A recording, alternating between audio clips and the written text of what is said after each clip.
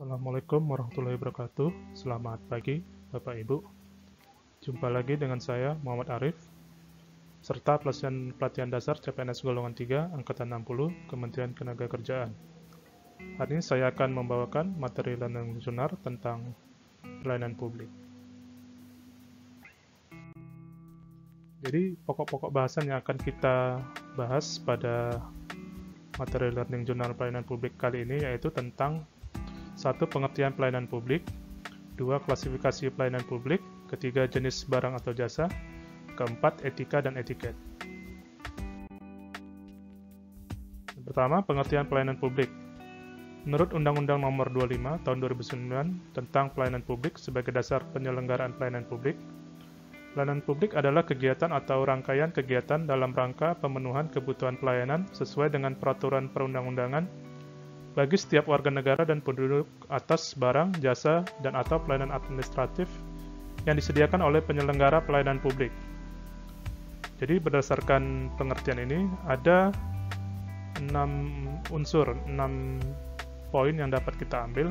Yang pertama, pelayanan publik itu terdiri atas kegiatan atau rangkaian kegiatan. Yang kedua, sesuai dengan peraturan perundang-undangan. Yang ketiga, untuk warga negara atau penduduk. Yang keempat, menghasilkan output barang, jasa, atau pelayanan administratif. Yang kelima, disediakan oleh penyelenggara pelayanan publik, baik pemerintah maupun swasta. Dan yang keenam yang paling penting yaitu kepuasan pelayanan. Untuk menghasilkan kepuasan pelayanan yang tinggi, sebagai pelayan publik, kita harus mengikuti prinsip-prinsip berikut, yaitu pertama, partisipatif, yaitu perlu melibatkan masyarakat dalam merencanakan, melaksanakan, dan mengevaluasi hasilnya. Yang kedua, transparan, memberikan akses bagi penerima layanan untuk mengetahui segala hal terkait dengan pelayanan. Yang ketiga, responsif, yaitu pemberi layanan wajib mendengar dan memenuhi kebutuhan penerima layanan. Yang keempat, tidak diskriminatif, artinya tidak membeda-bedakan dalam memberikan pelayanan. Yang kelima, mudah dan murah, yaitu persyaratan yang mudah dan harga yang terjangkau. Yang keenam, efektif dan efisien, maksudnya prosedur yang sederhana dan cepat. Yang ketujuh, aksesibel, yang artinya mudah terjangkau oleh penerima pelayanan.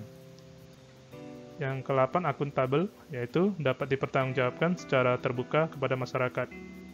Dan yang ke-9, berkeadilan, artinya adil dalam memberikan pelayanan. Lanjut ke jenis barang atau jasa. Jenis barang jasa dalam pelayanan dibagi atas dua, yaitu barang atau jasa publik dan barang atau jasa privat. Barang jasa publik adalah barang jasa yang memiliki rivalitas dan ekskludabilitas yang rendah. Sedangkan barang privat adalah barang atau jasa yang memiliki nilai ekskludabilitas dan rivalitas yang tinggi.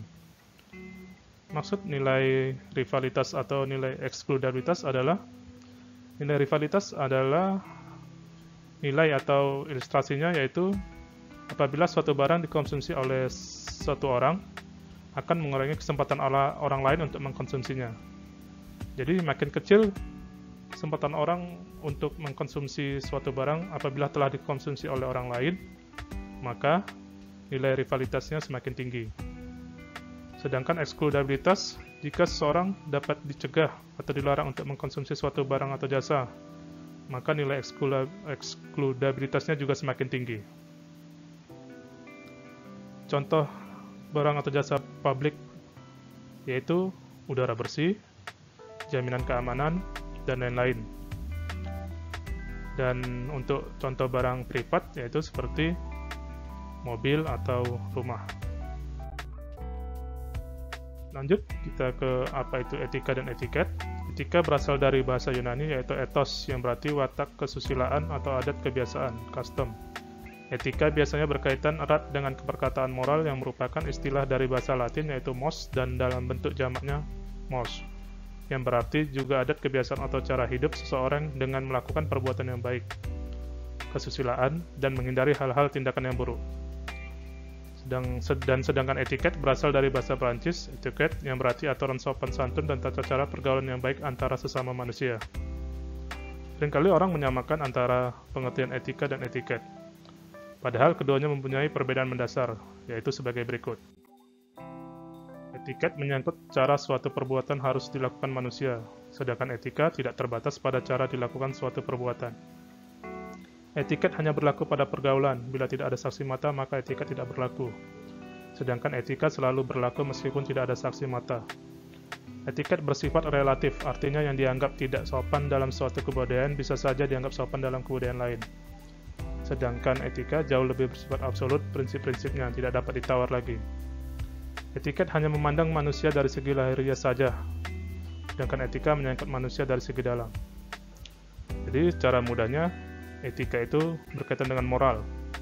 Boleh atau tidaknya dilakukan suatu hal apabila tidak ada saksi mata ataupun tidak ada orang lain. Sedangkan etiket lebih mengatur kesopan santun manusia, seperti ekspresi wajah, penampilan, cara berpakaian, dan cara berbicara. Demikian untuk Learning Journal materi pelayanan publik kali ini. Semoga bermanfaat bagi saya sendiri terutama. Terima kasih atas perhatian Bapak Ibu sekalian. Saya akhiri. Assalamualaikum warahmatullahi wabarakatuh. Terima kasih. Dan selamat pagi.